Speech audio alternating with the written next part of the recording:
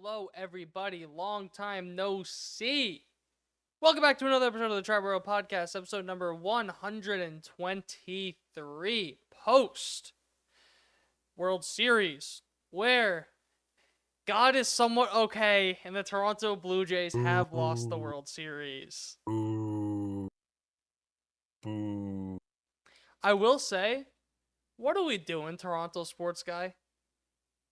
What, The the guy, better the team reporter, thing? saying that the better team lost. I mean, is it really that much of a debate?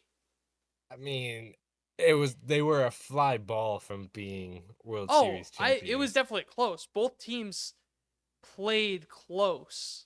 Very, Yeah. very, very close. But I don't see how you could say the Blue Jays are a better team. But that's, anyways, obviously he covers his team. He's going to go for his team. But what do for you sure. expect to happen? Yeah. You know what I mean? But Damn shame. Blue Jays had like all the chances. It was a hell of a series it was to a have, phenomenal series. yeah, with no dog in the race besides just entertainment. It was a hell of a series, but unfortunately, the Devil still has their grasps on baseball. Mm. And we will be having a lockout, most likely. That is something Yes, that that's I probably think, the biggest thing. yeah, we enjoy this season of baseball that's coming up. Yes, Because enjoy it we because may it not might be have your one in 21, last. 27. Yeah, we may not have one because of lockout, but Yeah. that's way down the line. Neither here nor there. Right now, we got off-season predictions. So the way I kind of did this is I almost ignored relievers in a sense. Well, actually, let me get a couple of housekeeping things out of the way first. One, Garrett Cole was throwing off of a mound in the Yankee Stadium bullpen. Not anything shocking, just cool to see. And he was very excited in the video that he posted, Oh, so yeah. that's awesome to see. For the awards, Aaron Judge was announced as a finalist for MVP. I'm shocked that he's a finalist for MVP, top 3. I did not see that coming. Just shocking. No, it's gonna happen. He should win the MVP. Anyways, Max Fried, I was a little shocked he wasn't top 3. I thought he would get it over Hunter Brown. They went Hunter Brown for top 3, but Max Fried did end up winning a Gold Glove for the pitcher position. It's either his 4th or 5th Gold Glove. Cool.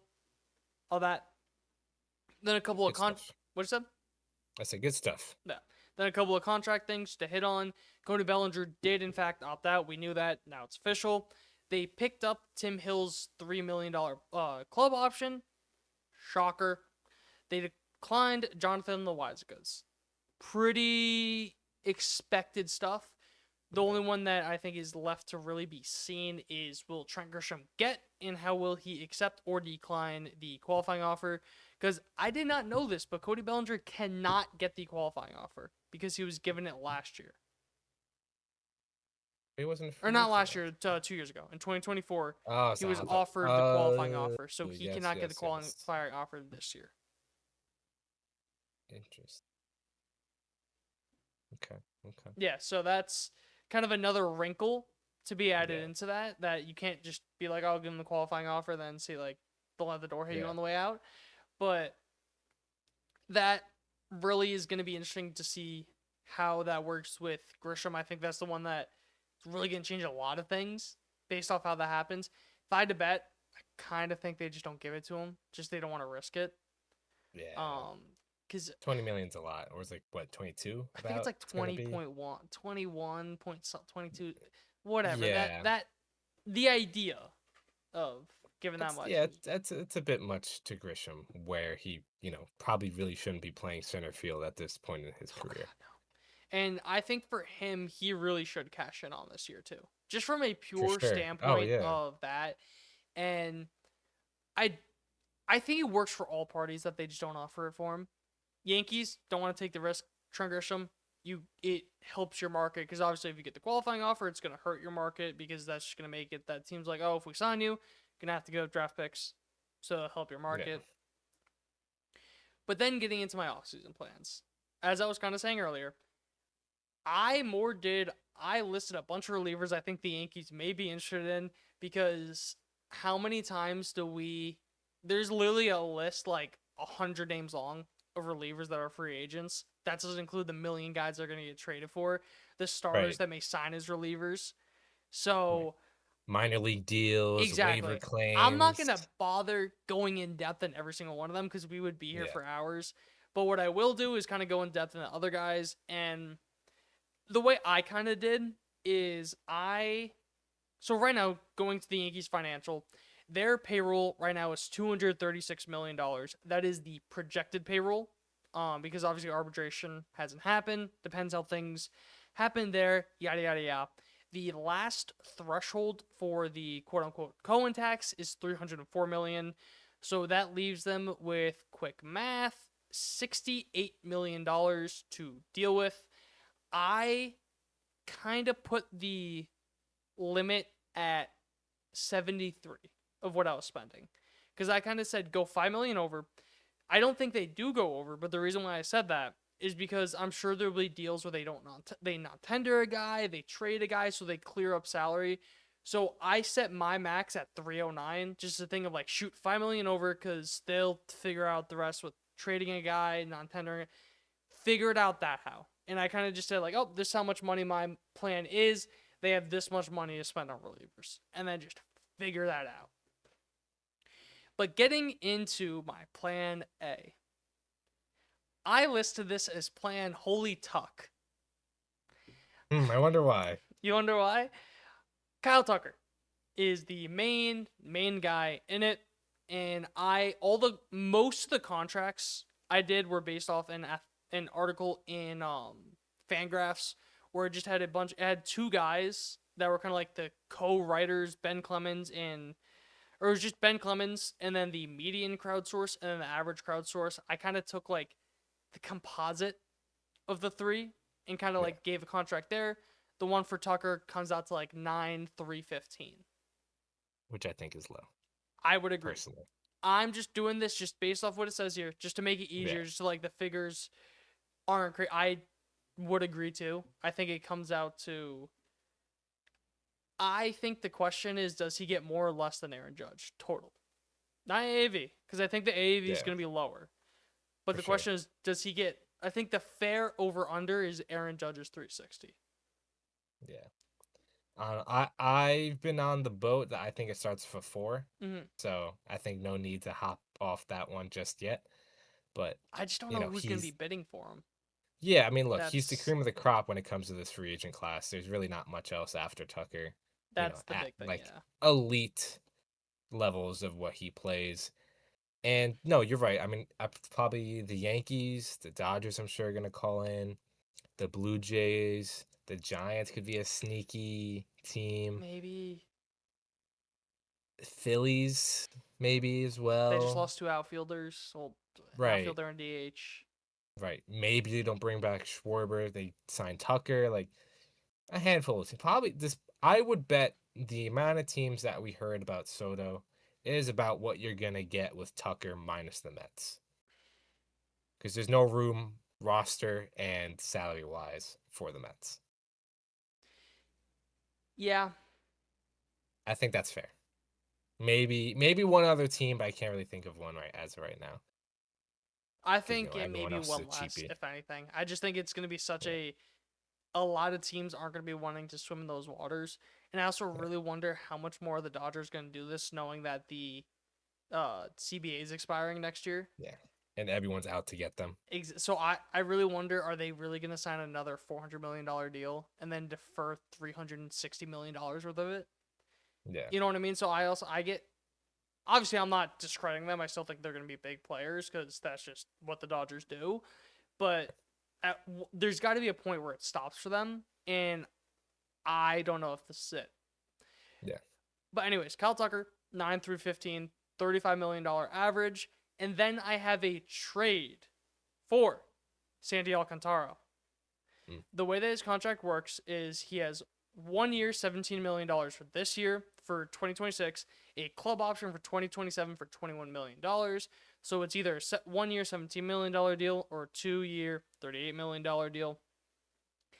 And the thing with, because I'm going to get into Tucker versus Bellinger soon. I'm just going to kind of wait on that because I have a whole segment for Tucker versus Bellinger that I'm going to get into. But just kind of talking about Sandy Alcantara, the big thing with him, and I didn't give specifics for what I'm giving up, because that kind of depends what the team's like, all that. But I kind of think it's going to be a package You centered got it. around Spencer Jones. I kind of think because that was a guy they were kind of like offering to the Marlins, or not necessarily offering, but they were talked about in talks for Yeah. him.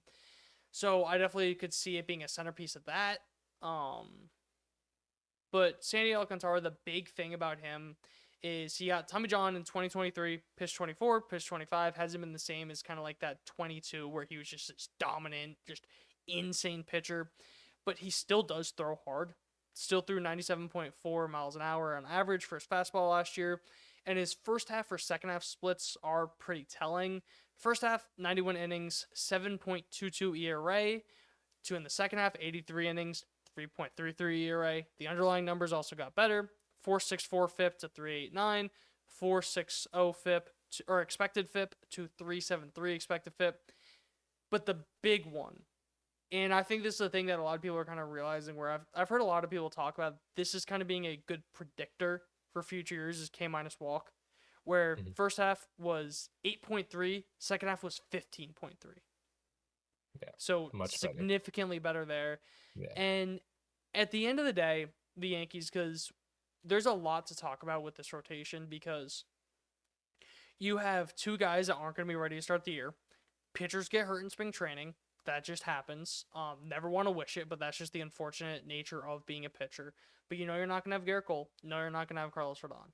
So you got Max Fried, Luis Heel, Cam Schlittler, Will Warren. I don't know how much they trust kind of like the younger guys. Um, so they realistically need another guy. And Yeah. my thing too is starting pitching is one of those positions where if you want to just go balls to the wall, say fuck it, overdo it on starting pitching, okay. You know what I mean? Like, Yeah. sure. I don't really have a plan with them doing it because I don't really see one that makes sense financially. But if you want to overdo it and have 8 start, like the Dodgers in Game 7 of the World Series, didn't they throw like only starters and they threw like 6 pitchers and there Yeah, I'm wasn't a pretty single sure. reliever that pitched? Right. Obviously, in name, they were relievers, but they were guys that were actual starting pitchers just moved to the bullpen. Right. So that really just goes to show, like, was the Dodgers had like 2 rotations this year, where they just had a 10-man Basically. deep rotation. So that really is just a spot where you could just go as, I'm not gonna say, I was gonna say as deep as you want, but pause. You can really, you can never have enough depth for Yeah, the pitching market, and Sandy's a guy where at the very, very least gonna eat a shit ton of innings. for sure. So that's kind of where I'm at with Sandy. What are your thoughts overall with Sandy? I think for the most part, I would agree. The command is the biggest thing that he hasn't quite gotten back yet. He's never been a big strikeout guy. The ground ball rate is about the same, a little less, but the walks and just the lack of command is what really is kind of the last thing holding him back. And Matt Blake has a great job of getting some guys to get some of that command back, or just find new command. And I do think the Yankees also have the benefit of being able to quote unquote hide him in a sense because you have Freed. You're hoping Schlittler takes a step forward, but then he's not expected to be your two or even your one all year because you will get Rodon back, you will get Cole back, uh, and that pushes him down, the pecking order of In things. a healthy rotation, he's your 4-5.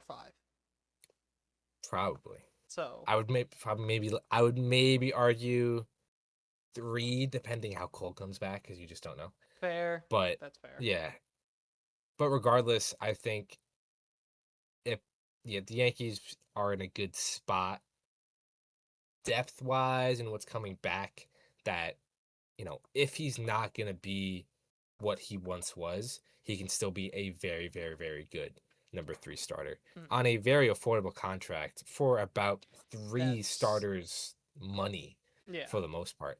I also think he'd be a good guy for Luis Field to talk to as a very change-up heavy guy. Mm-hmm. I think him and Alcantara High can velo get, high velo change and up. of course, me being the scuff person I am, I forgot to mention, kind of looking at the roster, the big needs that I saw were back end starting pitcher, multiple relief pitchers, a shortstop, an outfielder, and then a right-handed hitter that can either play first, catcher, or third base. Kind of because I think they want a platoon for at least one of those spots. Yeah. So, and I was thinking about it too, like, how nice would it be right now to have a right-handed Ben Rice as a platoon guy? Yeah. You know what I mean? Literally, Ben Rice, if we could just clone him, make him a little worse, because obviously you'd be asking for too much to clone him, and make him a righty. That is exactly what the Yankees are looking for right now. Because I could stomach McMahon playing every day against lefties if he's going to play the defense he is and be league Right. average against righties. Yeah. So I think that's fair.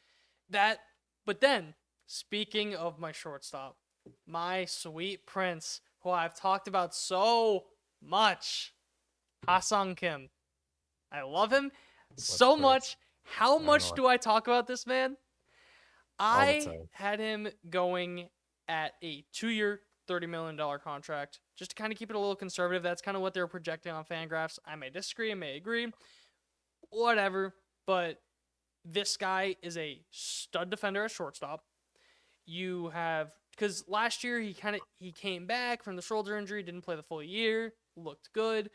The big thing with him, doesn't strike out, doesn't whiff, doesn't chase, walks a shit ton. Just going back 2024, his strikeout rate was 16.4 to a 12.3 walk rate.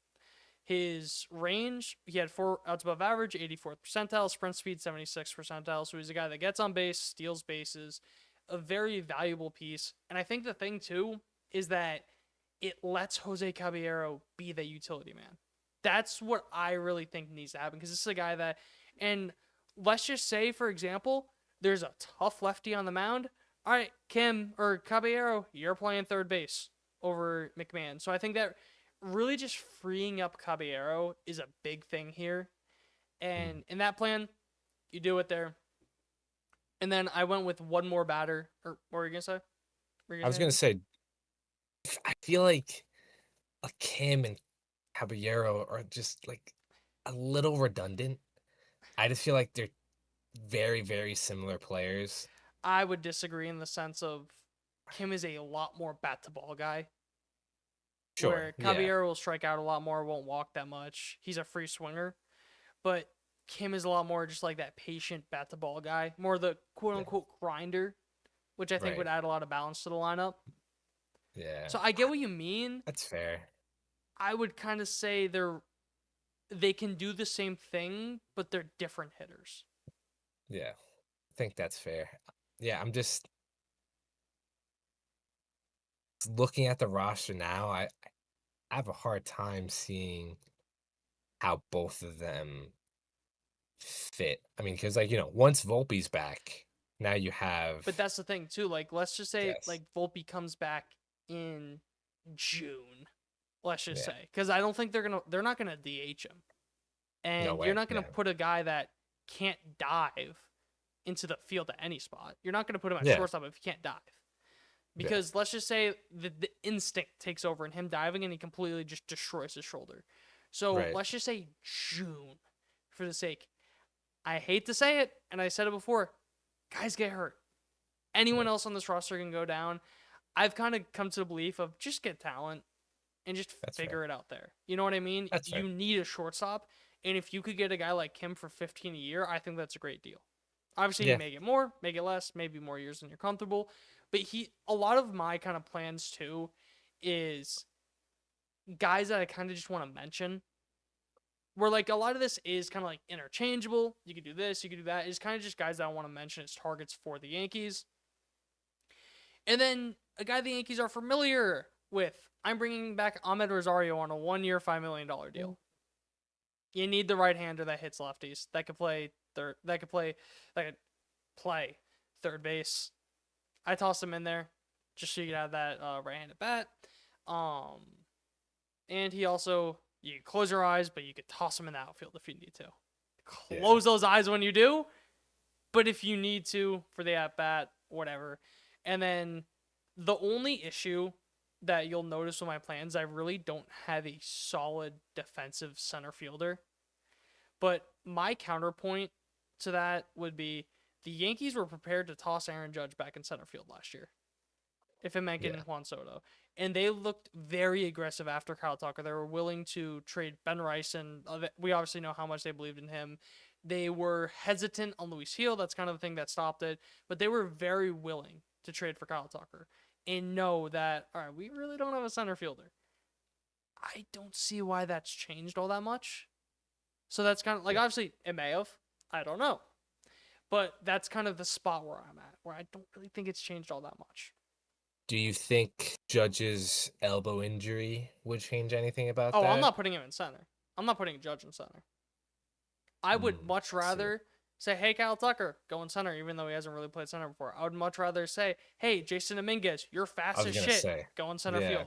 Or if you trade Dominguez for, instead of it being Jones, you trade Dominguez for Sandy. All right, Spencer Jones, you're fast as shit and a good defender. You go in center. We can deal with the bat.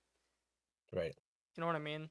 Yeah, no, I think you can kind of fake it in center a little bit. I think at least in some capacity you'll have a body Yeah. there. I do think Dominguez can play center. I do as well.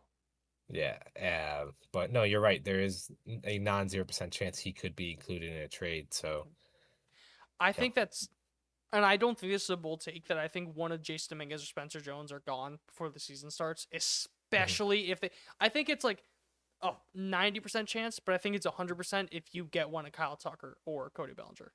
yeah. Like, are you? I don't know. Not like, are you soured at all on No. Dominguez given how his season went? No, because you saw flashes, and that's what I look for as a rookie. Obviously, I wanted more, but he also didn't really play the last 2 months, 3 months. Yeah, that's my biggest thing. I just So you still saw the flashes in it. And honestly, what? I feel like Dominguez is more likely to get traded than Jones. I just feel like given what Which would you rather trade if you were the I Yankees? personally, I would rather trade Jones. I agree. The strikeout rate is scary. You know, the contact stuff is scary. I'm not sure how that's going to translate. Dominguez, at the very least, seems like he could be a viable fourth outfielder. Yeah. And, you know, say what you want. Yes, that's not what you were hoping he would become, but that's still free on a Yeah. major Rookie league deal. minimum. So, yeah, I would rather trade Jones, but it just seems like I don't know if this is a Boone thing, maybe it's a Cashman Yankees organization thing, but the fact that he barely played the last couple months, he did not play in the playoffs. He had what, one at bat, right? Yeah, it was the double. I don't know. I just feel like they just they kind of soured on him. Whether My that's right or wrong, I that's just the vibe I'm getting. I was gonna say him not playing the last couple of months, I think, was the right move. Just because Mhm. you had that outfield was playing way too well together, of That's Bellinger, fair. Grisham, and Judge. Obviously, you're not gonna bench Judge no matter what. Grisham and Bellinger were just playing out of their minds. You couldn't bench either of those guys, and Dominguez wasn't really producing. Yeah. So I definitely agree with. I think that was the right move. Now I think in the playoffs when Trent Grisham and Cody Bellinger weren't doing anything, I think that conversation should have happened a lot sooner of Mhm. getting Dominguez at bats because he didn't start a single game in the playoffs. Yeah. But yeah, I would also much rather trade Spencer Jones because I think I mentioned it on the podcast in another episode. But my thing, where I'm at with Spencer Jones is if you're the Yankees, you need to look hard at Spencer Jones.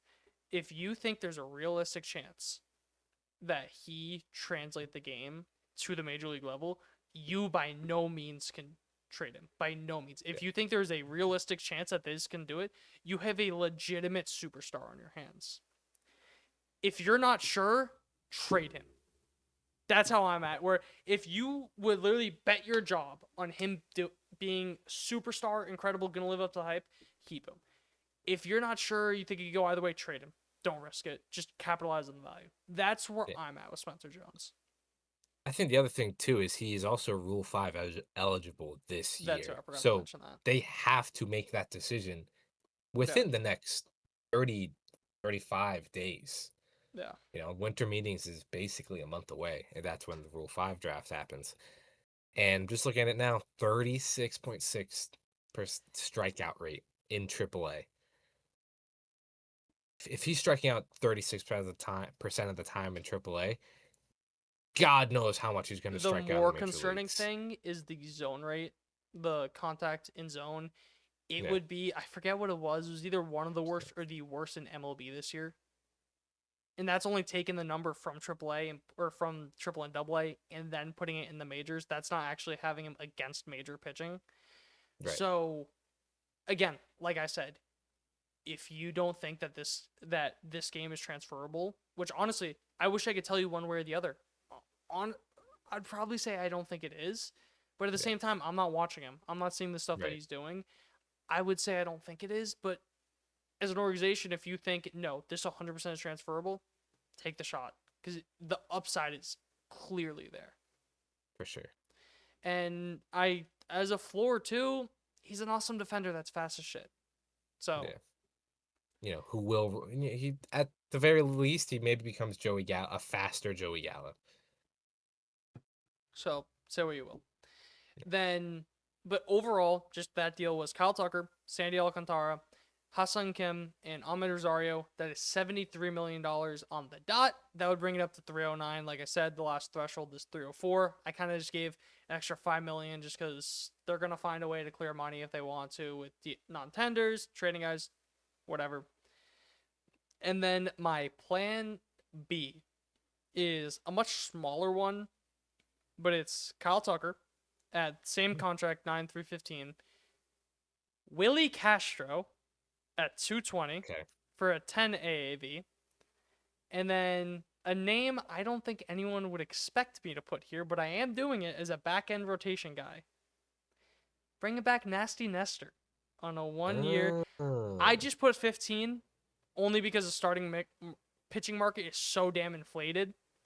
So I just put 115 just because there was no real projections from him. So where do you want to start with this one? I do want to start with Nestor because he was hurt a lot Yeah. this year.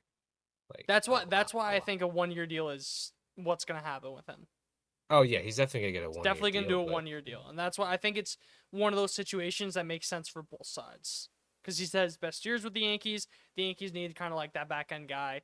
I didn't really look into the numbers, and obviously the medical are very much so a big factor in this. Where the Yankees obviously they don't like the medicals, don't even touch it because of how many yeah. injuries he had. But it's just more a thing of He familiarity helps both sides out. And go on. he I think is going to be out for the year. The stuff I saw that I looked into a little bit. It didn't seem like that. Could be very He, wrong. Cortez underwent surgery to repair a tendon tear in his left arm and will be sidelined from 9 to 10 months. That was in mid-October. Never mind. Take Nestor So I Cortez think off. he's That gonna is my be fault. out. No, that's my I'm fault. sorry for poo-pooing on your parade. No, I would rather you do it now. All right, insert But random yes. star. Insert Merrill Kelly.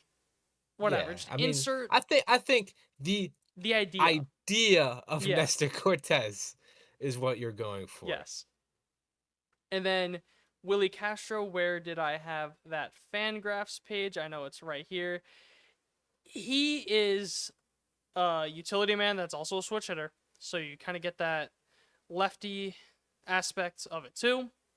Or wait, no, sorry, he's a righty. He used to be a switch hitter, then went righty. Whatever. Or at least on Fangraphs, they have him as just righty. Did he give it up? I'm 99% I sure know he he used to be a switch switched hitter. I it. don't know if he changed, but on because I thought he was a switch hitter too. But on Fangraphs, it says bat/throw. Oh wait, no, B. I'm dumb. Bat throw. No, because switch hitter isn't S on Fangraphs. It's B. Oh, both. Yeah, which makes sense. But why? Yeah. Why not just put switch? Whatever. He is a switch hitter, like I thought. Sorry, that tripped me up for a second because I just scrolled to like the top of the page, and Right. yeah. But he's a guy that makes a lot of hard contact. He will be that lefty bat. He's coming off a down year where he got traded, but you look at the games that he played in 2025: 48 at second, 44 on right, 39 on left, 23 at third, 6 in center, 5 at shortstop.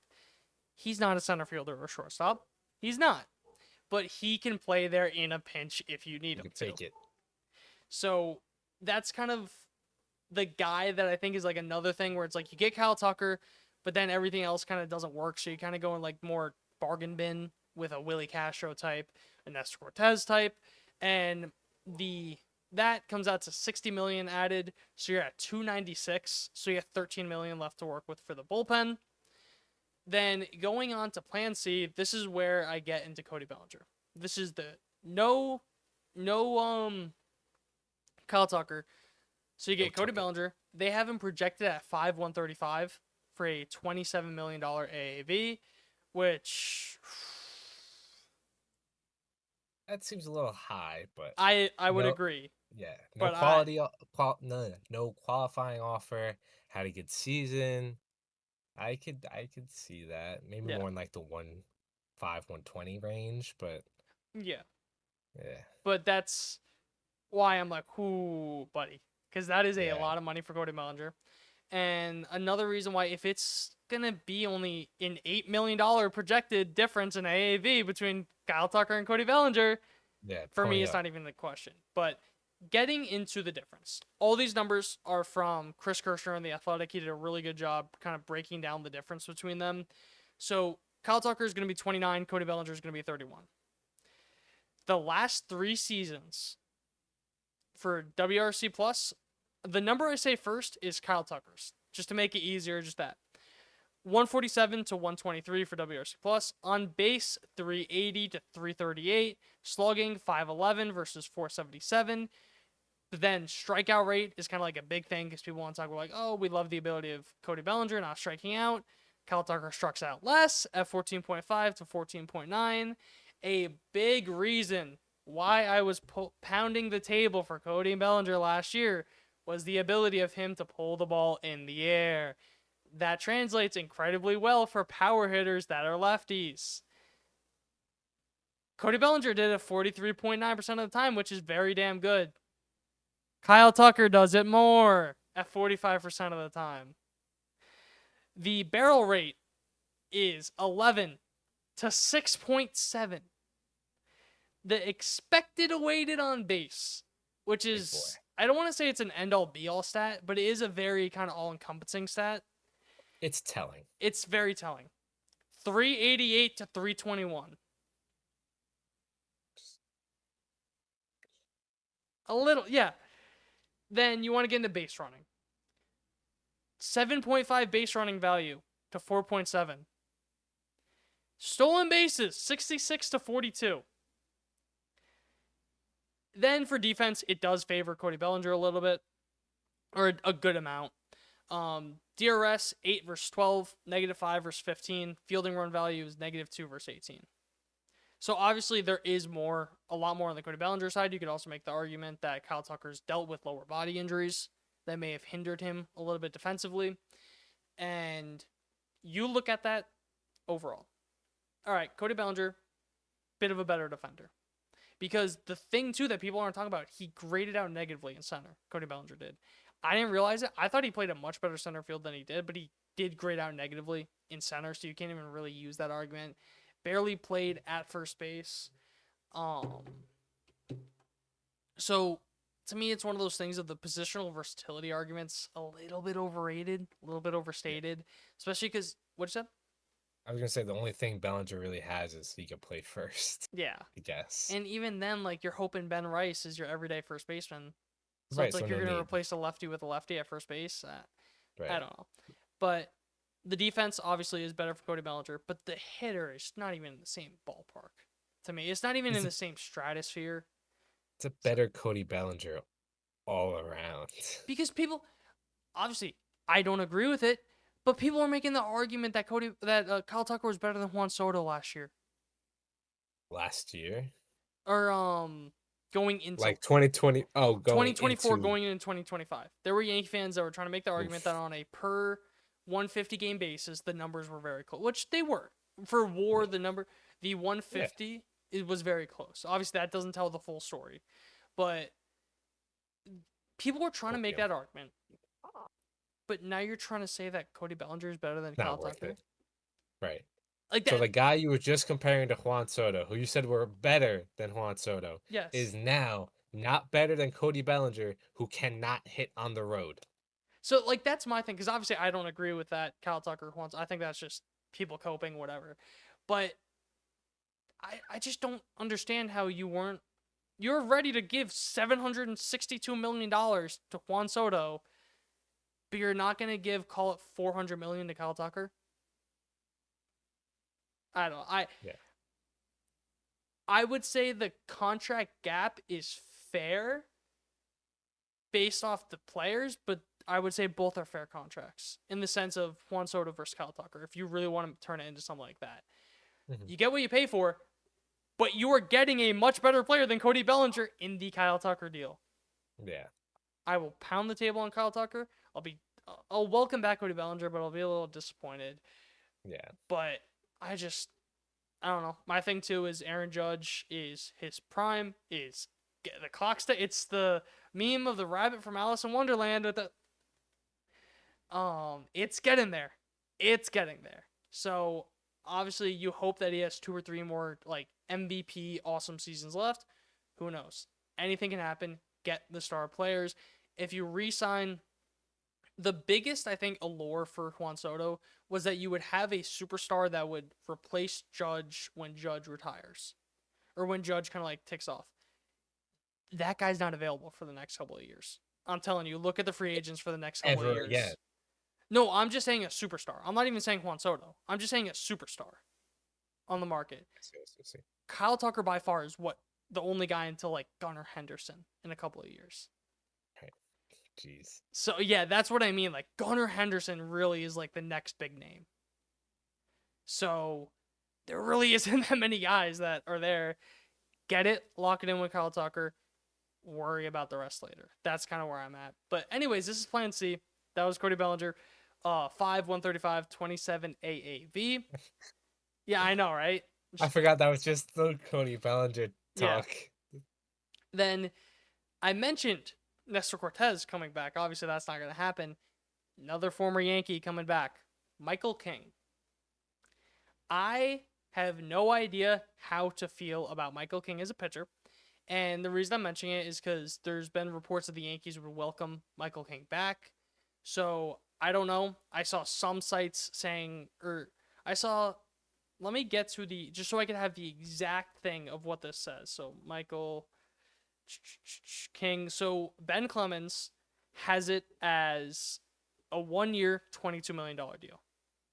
The median crowdsource has it a 4-year, $22 million deal. So what's it? No, just interesting. So it really just comes down to the years. If just for argument's sake, I would sign him to 488. I would. I think he's that good of a pitcher. If he's taking a 1-year deal, I don't care the money. Sign his ass. I don't care.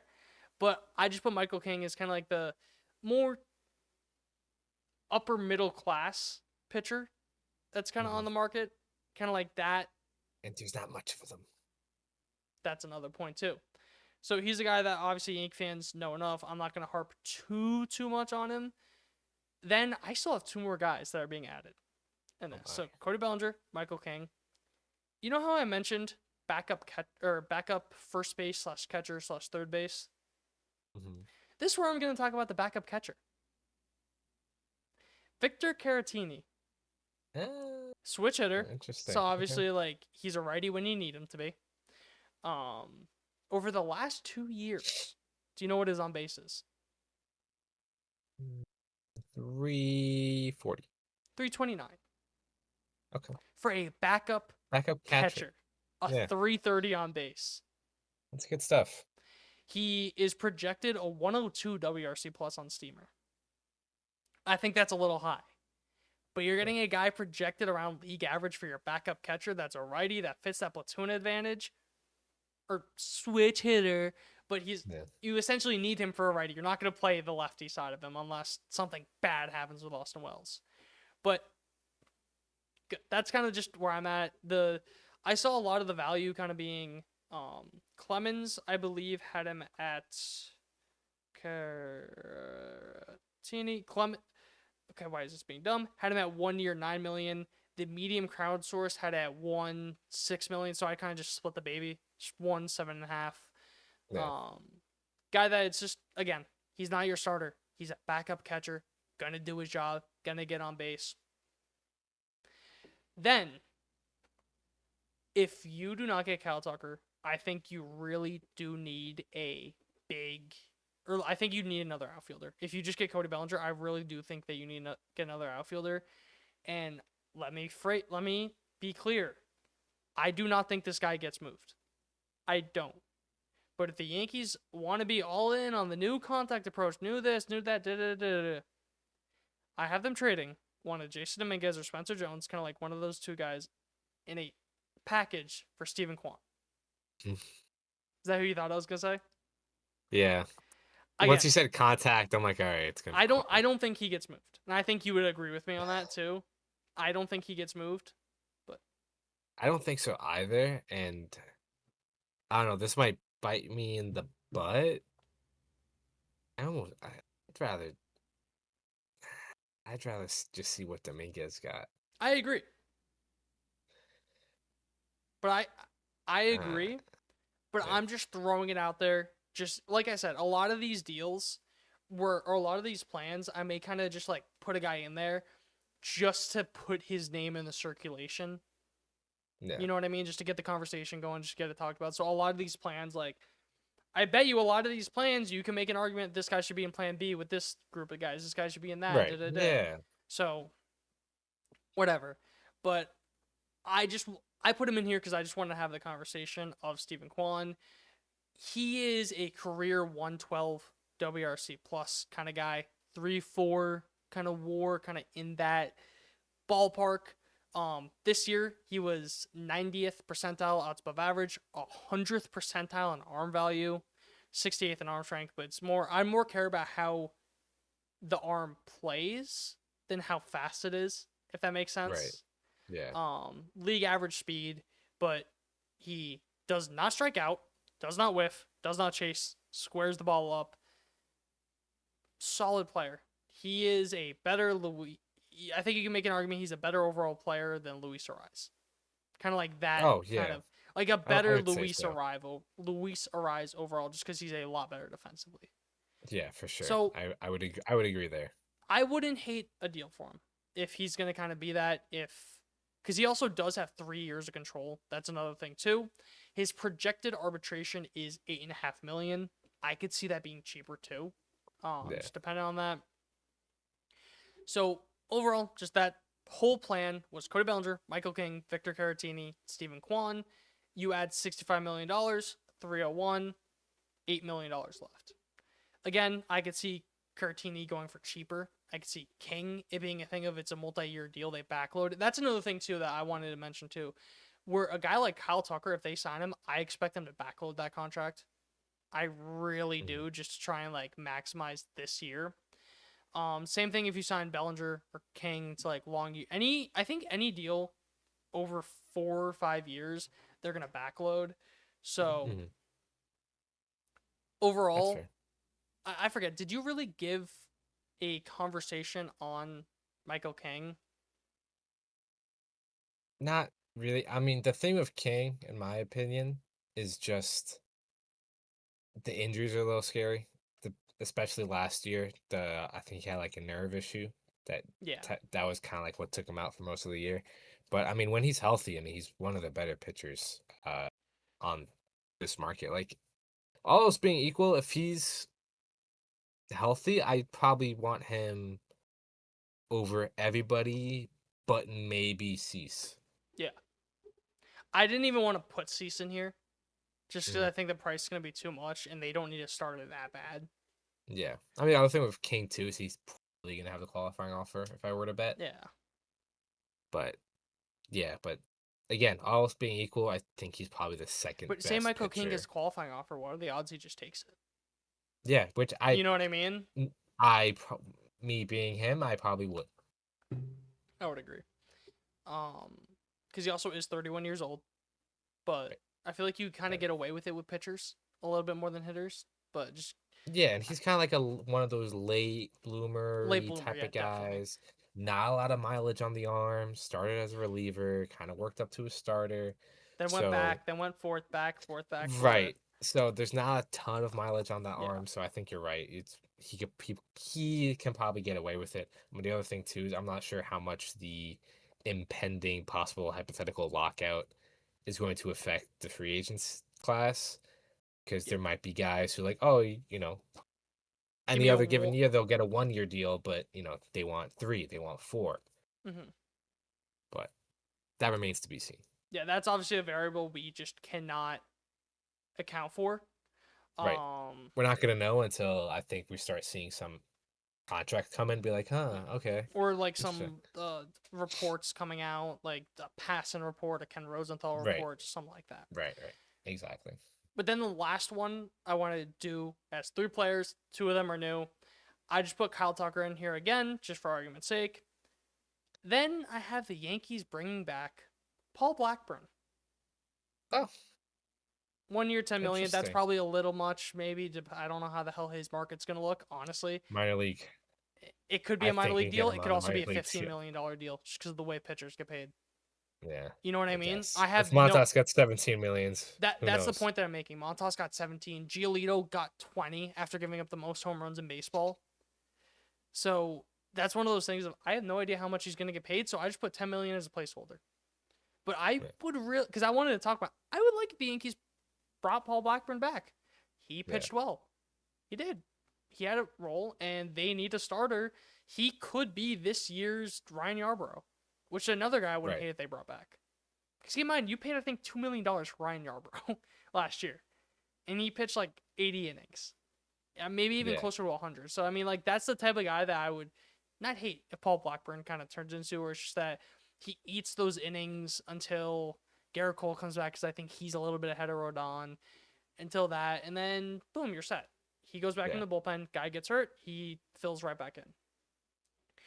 But then the last guy I wanted to talk about is, and hold with me, Kazuma Akamoto. Okay. I believe Okay. that's how you pronounce it. I believe so as well. I could be wrong. I hand up. I'm sorry. Kazuma, sign with the Yankees, and I will apologize to you face to face. So, this guy I think is a match made in heaven for the Yankees. I would love this guy. Doesn't strike out much. He plays on Baseball Reference. They have him as third, first, and outfielder. Don't really think the outfield's gonna play that much into effect. I think it's gonna be a lot more that first third. But I mean, hey, it doesn't hurt that in a pinch if you need to toss him in the outfield. He is 29 years old right now. His birthday is June 30th, so it's gonna be his age 29/30 season, literally like right down the middle of the season. The numbers are very good, and it's very hard to compare NPB numbers to like MLB numbers. Yeah. So I'm just gonna mention them just because they were really good this year. 322 batting average, 411 on base, 581 slugging, 992 OPS in 77 games. You may be like, all right, 77 games wasn't a full year. His career in the NPB, he has an 882 OPS, 277, 361 on base, 521 slugging. Yeah, I'm just trying to look at Seiya Suzuki's numbers, Mm-hmm. and just for Just reference, for in comparable, yeah. yeah, in Suzuki's 4 years in Japan, he had a 179 WRC plus, 178, 159, 195, Can you and see then WRC Plus on Fangraphs for MPB? yes, I could yes, not find that. That's my fault. I no, was you're good. looking for it, but I could not. And then Akamoto, the past 4 years, 132, 179, 161, 210. The 210 I will mention is only in Yeah, 69 games. yeah, because it's also But weird with because it's I don't know. Do you know what the J? It's so weird. Like just with like the different leagues and everything, because it yeah, I don't. I sometimes on Baseball Reference, it also counts other leagues like with rehab assignments. I believe it is, yeah, and it might be like so I think that your number's probably righter. developmental. Yeah, so I Yeah, think your yeah, number for like the games is probably better. I think it was right, like an 8 game difference. But like right. if you heard a discrepancy in numbers, that's probably it. Yeah. Because I have 8 games in the JPEL. Yeah, maybe it's like a developmental league or, a minor league adjacent. Hand up for me too. Yeah, I'm not too familiar I'm not gonna with the pretend like I know. organizational Yeah. structure of the MPB, but Oh, the point that yeah, I'm getting at, good hitter. You want to say yes. you need a right-handed hitter that gets bat to ball. This is the guy that you just have to give money to. The projections that I kind of saw were in that 348 range. And I will say this too. Posting fees are annoying as hell to calculate because it's based off of, oh, if he's in this bracket, this money is taxed at this rate, then this money's taxed at this rate, then this money's at this rate. But if he's in this bracket, then this money's taxed at this rate. But if it was a $48 million deal, it would come out to about a $9 million posting fee.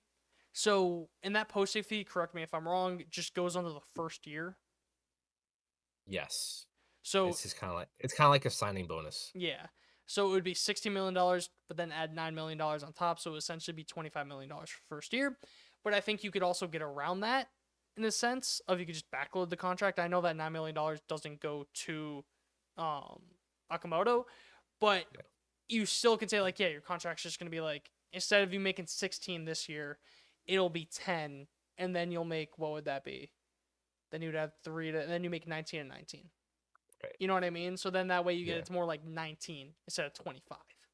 Yeah. So I could see the Yankees talking themselves into that. Let's say they don't just pure AAV at 70, that would be 306. So you still have $3 million left to work with relievers. $3 million may not sound like a lot, but honestly, looking at the Yankees bullpen, the Yankees don't believe in signing guys to multi-years or they don't believe in signing like anything past for like 3 or 4 years for a reliever. And I would agree with them on that, frankly. I think that you could trade for them. You can sign... Like, let's look at the Yankees bullpen right now. Gave up Jose Trevino to get Fernando Cruz. You traded away not much for Doval. Traded away not much for Bednar. Nothing. You signed Tim Hill as a minor league deal after getting DFA'd by the White Sox 2 years ago in 2024, and he's only getting paid $3 million this year. Ian Hamilton has not been good for a while, but that's also the thing with the relievers of they can just come out of the blue. Brent Hedrick, I think that the Yankees like him. They like his pitch mix. They love Mark Leiter, so he's always going to be it. You got Al Winnes, and you're always going to have 3 or 4 guys to sign minor league deals out of nowhere, and 1 or 2 of them will be on the major league roster getting big innings. A lot of the guys I kind of wrote down for free agent relievers that the Yankees may be interested in are Kirby Yates, Emilio Pagan, Luke Weaver, Devin Williams. Maybe they want to bring one of those guys back. I think Luke Weaver... It may sound crazy, but I think Devin Williams is more likely than Luke Weaver because I think Luke Weaver is going to get a Clay Holmes type deal because I think he wants to be a starter. Maybe if they do want to break their rules of conventional wisdom and sign a guy to multi-years, maybe they go after Helsley. Maybe they get him to fix his tip pitching. I'm not saying I would. I'm just throwing out names just to get the names in circulation. Fair. Gregory Soto, if they want to get a high-end lefty. Tyler Rogers, his brother Taylor Rogers, Danny Colombe, Andrew Chafin, Sir Anthony Dominguez, Jose Leclerc, Shelby Miller. I know they liked him. There was buzz about him at the deadline if he didn't get hurt. Liam Hendricks, maybe you bring back good old friend Tommy Kahnle, and then Jordan Romano. Those are kind of like the guys that I kind of went down the list. Maybe could see the Yankees being interested in kind of some guys being harder throwers, some guys being funkier guys, kind of just a list. I guarantee you they're going to sign 3 guys that aren't on that list or trade for 3 guys that aren't on that list because I didn't really do trades either because who knows who's available in a like, did you think Devin Williams realistically was going to get traded? Not necessarily. And even then, do you think it was going to happen to the Yankees? No, not I still at all. remember your reaction when it happened. You were like shell shocked. I was shocked. I was just. You were like, I don't know. I didn't see it. I was cooking and you broke the news to me. I did. That was me. Yeah, but that's just kind of they're probably going to sign 3 or 4 relievers between majors and minor league deals. That's going to figure itself out. I'm not really... for sure. I trust the Yankees to figure... I know last year the bullpen had a lot of ups and downs. It got better as the year went on. And they've had a track record of producing good bullpens. So I'm not going to stress too much about the bullpen. You may feel differently. I don't really care. Figure it out. That's why I didn't say, oh, this guy here, this guy. They'll figure it out. And it's a lot easier to wait until we actually have word about them being connected to guys. Right. To then do deep dives than going into the 50 million fucking relievers that are pitching in baseball right now. This guy pitched 5 innings in the majors and 24 in the minor leagues, but This guy Yeah. pitched 10 innings in the Dominican Winter League. So, no, Yeah, I'm waiting exactly. until they're connected to guys for relievers. Yeah, for sure. But overall, what do you think happens with Kyle Tucker?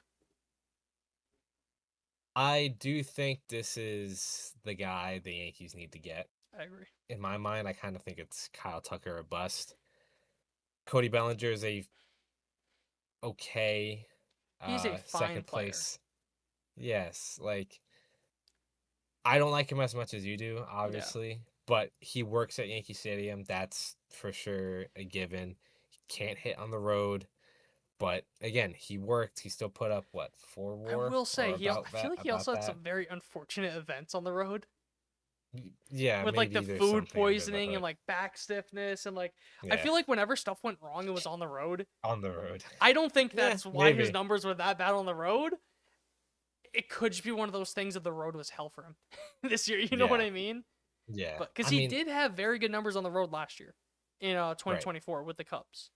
That was also because he played in probably the worst park for him But I'm in still saying he regular. was above average on the road. Not Yeah, above no, his fair enough. average, above MLB average by a decent amount on Gotcha. the I see road. what you mean. Yeah, So it's not like it's a thing of he's going from he's having better numbers on the road and the numbers still are below league average. No, they were just good numbers on the road. They were just good right. numbers in general. So it could just be a Yeah, 1 year fair. thing. Who knows? Maybe he's just forcing his approach too much to the short Right. porch. Who Short knows? porch. I love Cody Bellinger, the guy. Wouldn't hate having the guy back because you can tell the guys loved him, all that. But if you want to be serious about winning, knowing that you don't even know if you're gonna get that prime year of Aaron Judge in 2027, you sign Kyle Tucker. You just go. You say fuck it. All the chips in the middle. Kyle Tucker. And because it's also my thing. If you get Kyle Tucker, you don't have to do as much heavy lifting. Right. You know Yeah, what I mean? that kind of If you sign Kyle Tucker, I'm fine with them making 2 more moves, and they're more the Ahmed Rosario, um, the Paul bench slash Blackburn. role player Yeah, type. I'm fine with that. If you want to get a back end start, like 1 or 2 back end starters, a couple of no name relievers that we've never heard of, and a bench guy. If you get Kyle Tucker, Yeah. I'm fine with that. Yeah. I think that's fair because credit to their trade deadline, they set up a lot for 2026 They as did. well. Like a lot of one of my biggest things is they didn't have an answer at third base, and whether you like him or not, Ryan McMahon is on the team, and he's a fine player, and He has pretty value. I'm pretty interested to see what a full year out of Coors in Yankee Stadium does for somebody like Ryan McMahon, who has a basically 2 WAR season in and out while being a significantly below average hitter. So And even if he's an average hitter, that's probably like a I three feel WAR like I guy. got you on the train for McMahon. A I little. feel like I I see kind of I like see gave you the some like appeal. things. Like Yeah, I see the appeal. I like the idea of Ryan McMahon. And because And the thing is, too, if he's a bad hitter, he hits the ball hard, so he's going to run to a few home runs. And he is one of the best defensive third basemen I've ever seen. and he walks at a decent clip Yeah. as well. And if that's You your know, 9 that's hitter, so be it. yeah, The issue exactly. is I when think you that's kind of have. ideal. What's that? I think that's ideal if he is, hitting ninth. The issue is when you have, like, Volpe in there, too. Another guy that can't hit. Where it's like he's being forced to be a part of kind of like that back third that none of them are hitting. But if it's kind Yeah. of like 2 guys that aren't hitting in the back, so be it. You know what I mean? Yeah, exactly. Like, especially if they're going to be that good defensively. Like, I'm fine sacrificing it there, too. Because also, think about it. Most guys in the league are righty, so he's going to get a lot more play. All that. But Yeah. I agree with you. It is Kyle Tucker or bust. I am very interested in Akamoto because I am praying to God he's not a Dodger. And speaking of just Japanese players and places where they've been, where they go, we didn't really mention it, but Shota, what was that? He opted out, and then the Cubs declined the option. Yeah, so he had like a weird. It was one. I think first off, the Cubs declined his option, which then put a player option at the table, which he then declined. He is not So he's a free agent. That is the he's a point that free I'm agent. making. That's a guy Yes. that could be of interest. I forgot to mention him. Yeah. Not sure how well the fit Yeah. is with his home. He's a fly ball pitcher, very Yeah. home run prone.